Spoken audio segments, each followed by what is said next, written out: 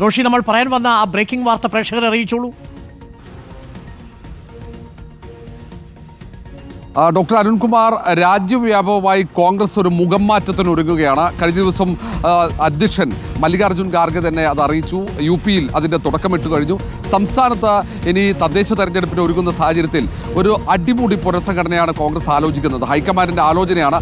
അത് നടക്കണമെങ്കിൽ ഇവിടെയുള്ള നേതാക്കളുമായുള്ള കൂടിയാലോചനകൾ പൂർത്തിയാക്കണം. കെ സുധാകരനെ മാറ്റി പുതിയൊരു അധ്യക്ഷനെ KPC നിയമിക്കണം. അതിനു പുറമെ ഇപ്പോൾ പ്രവർത്തനക്ഷമമല്ലാത്ത പല ജില്ലാ കോൺഗ്രസ് കമ്മിറ്റികളുണ്ട്. അത് പരിശോധനയിൽ കണ്ടെത്തിയതാണ്. AICC സംസ്ഥാനത്തിൻ്റെ ചുമതലയുള്ള ജനറൽ സെക്രട്ടറിയുടെ നേതൃത്വത്തിൽ 2 സെക്രട്ടറിമാർ അത് സംസ്ഥാന വ്യാപകമായി പരിശോധന നടത്തിയപ്പോൾ, സർവേ അടക്കം നടത്തിയപ്പോൾ പല കമ്മിറ്റികളും പല KPC ഭാരവാഹികളടക്കം അവർ കൃത്യമായി പ്രവർത്തന രംഗത്തില്ല, നിർജ്ജീവമാണ്.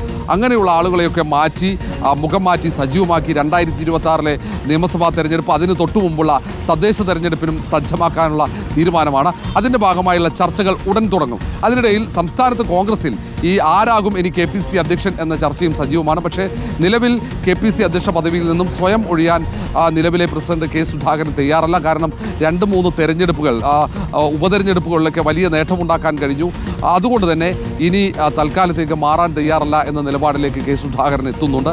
തദ്ദേശ തെരഞ്ഞെടുപ്പൊക്കെ കഴിയട്ടെ എന്ന നിലപാടാണ്. ഇനി AICC നേരത്തെയൊക്കെ ഇങ്ങനെ അധ്യക്ഷന്മാരാരാണോ അവരെ മാറ്റുമ്പോൾ അവരുടെ അനുമതിയൊന്നും വാങ്ങാറില്ല. നേരത്തെ നമുക്കറിയാം തെന്നല ബാലകൃഷ്ണപിള്ളയെ മാറ്റിയത്, പിന്നീട് KPC അധ്യക്ഷ പദവിയിൽ നിന്ന് മുല്ലപ്പള്ളി രാമേന്ദ്രനൊക്കെ മാറ്റിയത് അവരുമായി ചർച്ച നടത്തിയിട്ടല്ല. അങ്ങനെ AICC മാറ്റാറാണ്. ആ നിലയിൽ മാറ്റുകയാണെങ്കിൽ ആരാകും അടുത്ത KPCC അധ്യക്ഷൻ എന്നതാണ് പ്രധാനപ്പെട്ട ചർച്ച. അങ്ങനെ പരിഗണിക്കുന്നവരുടെ പട്ടികയിൽ ഏറ്റവും പ്രധാനപ്പെട്ട നേതാവ് കൊടിക്കുന്നിൽ സുരേഷാണ്. കൊടിക്കുന്നിൽ സുരേഷ് AICC പ്രവർത്തക സമിതിയിലെ പ്രത്യേക ക്ഷണിതാവാണ്. KPCCയുടെ വർക്കിംഗ് പ്രസിഡന്റാണ്. ഏറെക്കാലമായി മുല്ലപ്പള്ളിയുടെ കമ്മിറ്റിയിൽ വർക്കിംഗ് പ്രസിഡന്റായിരുന്നു. അതിന് തൊട്ടു മുമ്പുള്ള കമ്മിറ്റിയിലൊക്കെ വർക്കിംഗ് പ്രസിഡന്റായി പരിചയസമ്പന്നനായ നേതാവ് കൊടിക്കുന്നിൽ സുരേഷ്. മറ്റ് പേരുകൾ, ഒന്ന് ബെന്നി ബെഹനാനാണ്, UDFൻ്റെ മുൻ കൺവീനറാണ്, ഒപ്പം MP ആണ്. മറ്റൊരാൾ ആൻഡ്രൂ ആൻ്റണിയാണ്, പത്തനംതിട്ട MP ആണ്. ഇങ്ങനെ പോകുന്നു. യുവാക്കളെ പരിഗണിക്കുകയാണെങ്കിൽ മുൻ യൂത്ത് കോൺഗ്രസിൻ്റെ അധ്യക്ഷനായ ഡീൻ കുര്യാക്കോസിനെ അടക്കം പരിഗണിക്കുന്നു എന്ന വിവരങ്ങളാണ്.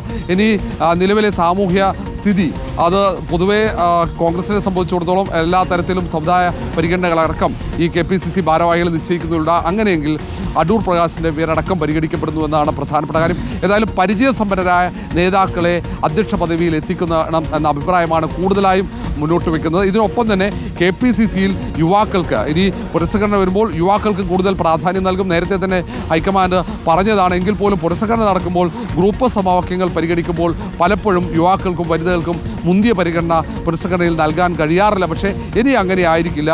പുനഃസംഘടനയിൽ യുവാക്കൾക്ക് കൂടുതൽ പരിഗണന നൽകും എന്ന് തന്നെയാണ് ഹൈക്കമാൻഡിൻ്റെ നിലപാട്. ഏതായാലും ചർച്ചകൾ തുടങ്ങുന്നേയുള്ളൂ. ചർച്ചകളിൽ ഒരു സമവായം എത്തണം. KPC അധ്യക്ഷ പദവിയിൽ നിന്നും സ്വയം മാറാൻ കെ സുധാകരൻ തയ്യാറാകുന്നില്ലെങ്കിൽ ഒരുപക്ഷെ അധ്യക്ഷ പദവിയിൽ കെ സുധാകരനെ നിലനിർത്തിക്കൊണ്ടുള്ള ഒരു പുനഃസംഘടനയാകും നടക്കാൻ സാധ്യത. ഏതായാലും ഈ കാര്യത്തിൽ ചർച്ചകൾ നടക്കുന്നുണ്ട്. അത് പക്ഷേ ഗ്രൂപ്പ് തിരിഞ്ഞുള്ള ചർച്ചകൾ മാത്രമാണ്. ഒരുമിച്ചുള്ള ഹൈക്കമാൻഡ് നേതൃത്വത്തിലുള്ള ചർച്ചകൾ അധികം താമസിയാതെ തന്നെ തുടങ്ങും എന്നാണ്.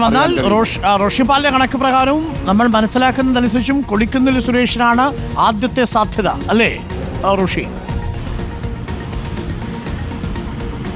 അരുൺകുമാർ, ഒരു സംശയവുമില്ല. നിലവിലെ സാഹചര്യത്തിൽ കൂടുതൽ സാധ്യത കൊടിക്കുന്നിൽ സുരേഷിനാണ്. പക്ഷേ ഇതിൽ ചില സമുദായ സമവാക്യങ്ങൾ, ഇപ്പോൾ നമുക്കറിയാം കോൺഗ്രസിൽ നിന്നും ക്രിസ്ത്യൻ സമുദായം അകന്നു പോകുന്നു എന്ന വിലയിരുത്തലുണ്ട്.